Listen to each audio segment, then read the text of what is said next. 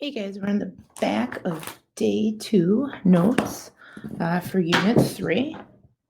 And we're going to still be doing the exterior angle of a triangle. And so in number 3, it talks about in triangle ELF. So we're going to draw a triangle. Call it ELF. E-L-F. And it says an exterior angle at F. So to make an exterior angle, remember all you have to do is extend the side through the letter. And it says that the exterior angle is represented by 8x plus 17. And if angle E is 5x plus 7, and angle L is 4x minus 3, they want us to find the value of angle LFE, L to F to E. So they want to know this angle.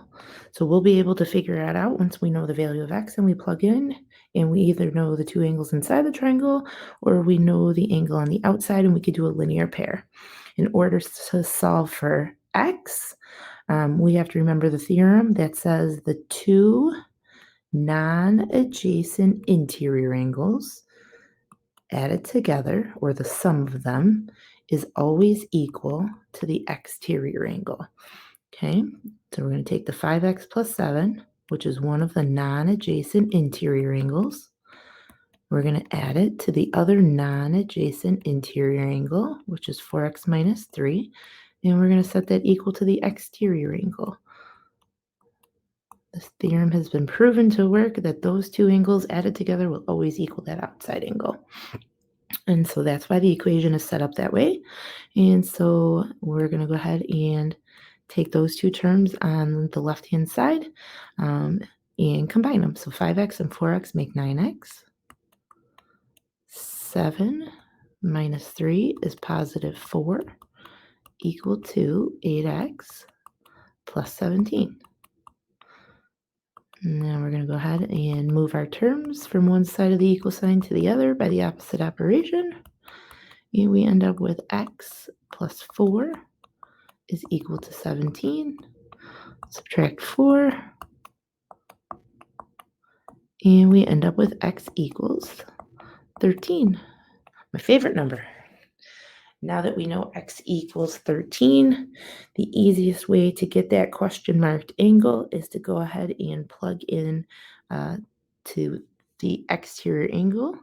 So 8 times 13 plus 17 gives us an exterior angle of 121 degrees. Remember, that's not our answer, though. That just means that this exterior angle is 121. So keep in mind that the interior angle that we're looking for and that exterior angle form that half circle. They're a linear pair, and linear pairs add up to 180 degrees. So 180 degrees minus 121 that we've already spent on one of the pair of the linear pair, that leaves us 59 degrees for our question marked angle. And so we can say that this is equal to angle LFE.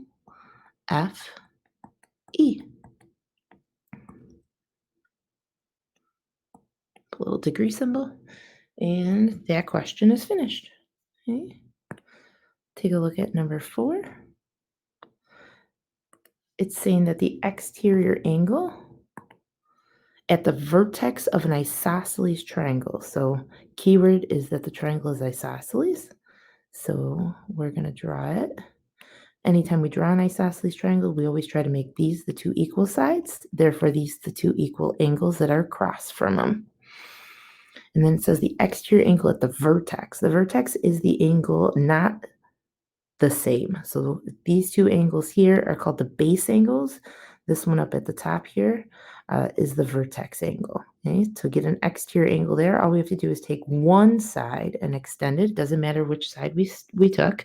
I extended the left side, but you could extend the right side, but you don't want to do both. Okay, the exterior angle at the vertex measures 90 degrees. So if this measures 90 degrees and the exterior angle and the interior angle next to each other form a linear pair, then the interior angle is also 90 degrees because a linear pair adds up to 180. So 90 and 90 add up to 180. Then they're saying to find the exterior angle at one of the base angles. So I'm going to pick one of the base angles. I'm going to pick this one here on the right. And I'm going to go ahead and extend my side here to form the exterior angle. And they want to know the measure of this exterior angle at one of the base angles. Since the base angles are the same, it doesn't matter which exterior angle at the base angle you find. Okay? All right, so in an isosceles triangle, I have one angle that I know. So I'm going to go ahead and take my 180 degrees that I have to spend on the three angles inside this triangle. I'm going to go ahead and take away the 90-degree angle that I've already spent at the top, and I have 90 degrees left. However, I have two equal angles, and the only way to split a number equally to two ways is to divide it by 2 to figure out that each angle at the base has to be 45 degrees. So this has to be 45 degrees, and this has to be 45 degrees. Okay? However, they want to know this exterior angle. So remember that 45 degrees that I put in there and the question mark angle form a linear pair. There's that half circle, which is 180 degrees. And so I'm going to go ahead and take 180 degrees, take away the 45 degrees for one of the angles in the linear pair, and that's going to leave me with 135 degrees for the angle that has the question mark in it, okay, which is the exterior angle at one of the base angles. And so that right there is my answer. Okay, let's try another one. Number 5. In the diagram below of triangle ABC, BC is extended to D if the measure of angle A is x squared minus 6x, and right there, that square term means we're going to probably have to factor. Okay? Angle B is 2x minus 3. And the measure of angle A to C to D, again, trace over it if you're not sure, A to C to D. This angle on the outside here is 9x plus 27. All right, so it's the same exact setup that we had in the first question on this page. These are the two non-adjacent interior angles, and the theorem says that if you add them together, it will equal that exterior angle every single time. And so that's how we're going to go ahead and set up our equation. So our one non-adjacent interior angle added to the other non-adjacent interior angle will equal the exterior angle of 9x plus 27. So that's how we set up our equation. Square term means we're going to have two answers. We're not going to get the two answers unless we factor, and we cannot factor until we are equal to 0. So we're going to clean this up. On this side, my square term is going to come out in front. Okay. I have a 2x minus 6x, which is negative 4x.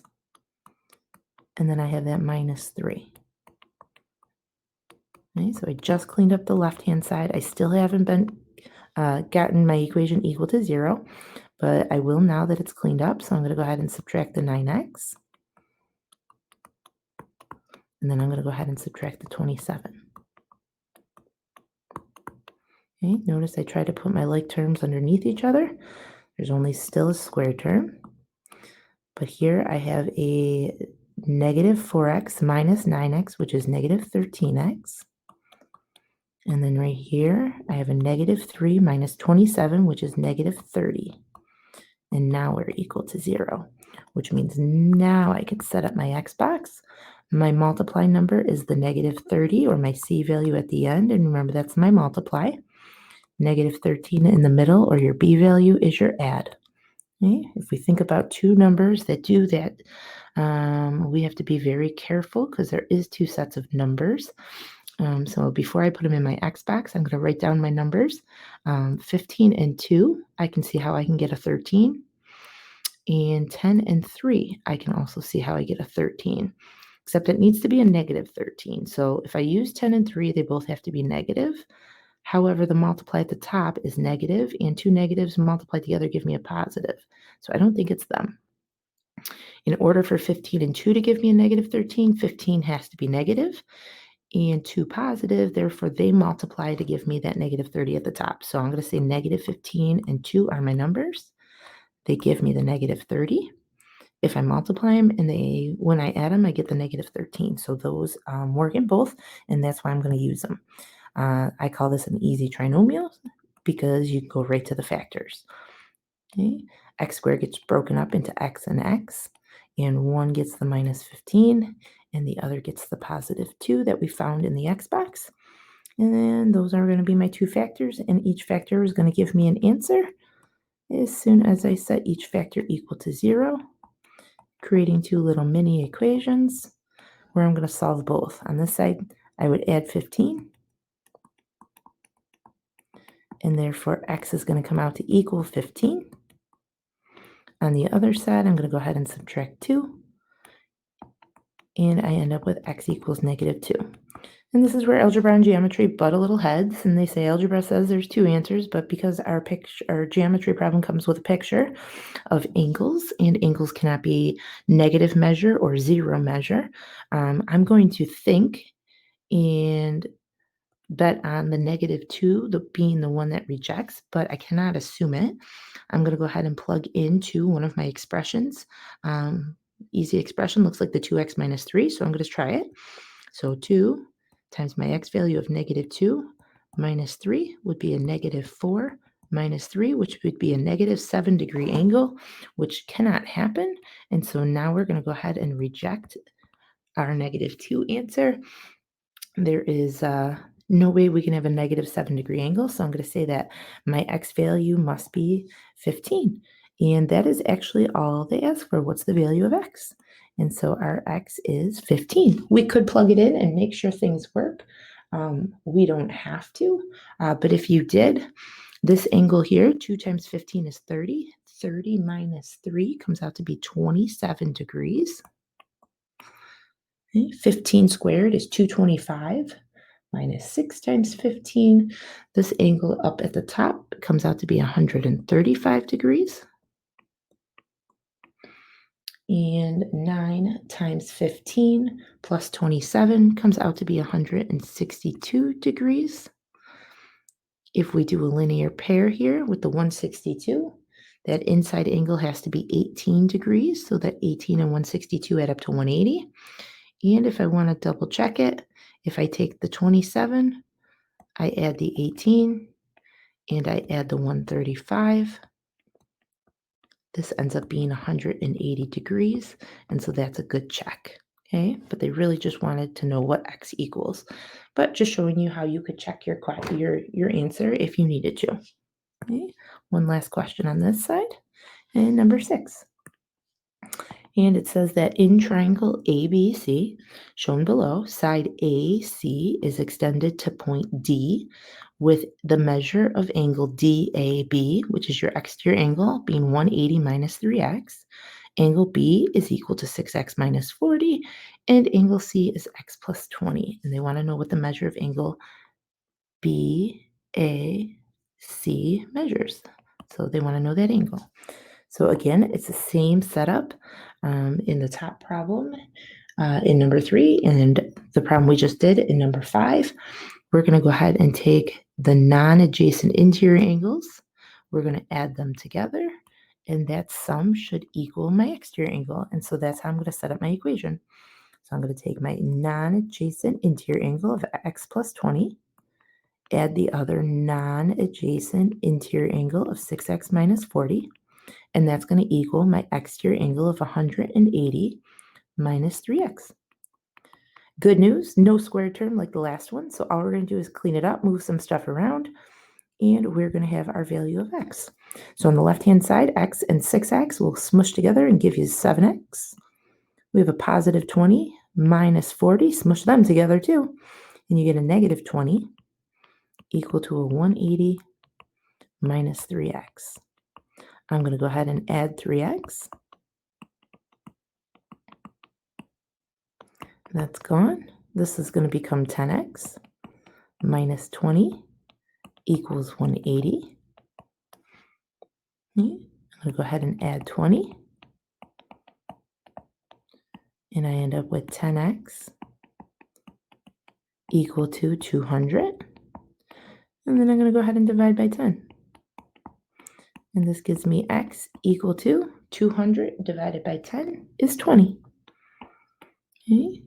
But they don't want to know just the value of x. They want to know the measure of angle BAC with a question mark in it. And so again, the easiest way to do is to realize that that exterior angle and the angle I'm looking for form a linear pair. And so all I have to do is plug into 180 minus 3 times my x, which I just figured out is 20. 3 times 20 is 60. So 180 minus 60 ends up being 120 degrees, but that's not my answer. This is 120 degrees, my exterior angle. And now I have to realize that the one I'm looking for is a linear pair with that 120. Linear pairs add up to 180. So if I take it away from 180, I'll be left with 60 degrees for that question marked angle, which is angle BAC. Again, you could always double check by finding the other angles by plugging in. If I plugged into this angle here, okay, x plus 20, 20 plus 20, this would be 40. 6 times 20 is 120. 120 minus 40 ends up being 80. And you can see that inside the triangle, a 60 plus a 40 plus an 80. If I add the three angles inside the triangle together, I end up with 180 degrees. And so that's a good check because that's how many degrees are supposed to be in my triangle. And so here's my answer. All right, hopefully that helps with the exterior angle theorem of a triangle. Remember, it's the two non-adjacent interior angles add together to equal the exterior angle every single time. All right, I'll see you guys on the next day. I think it's extra practice. All right, thanks.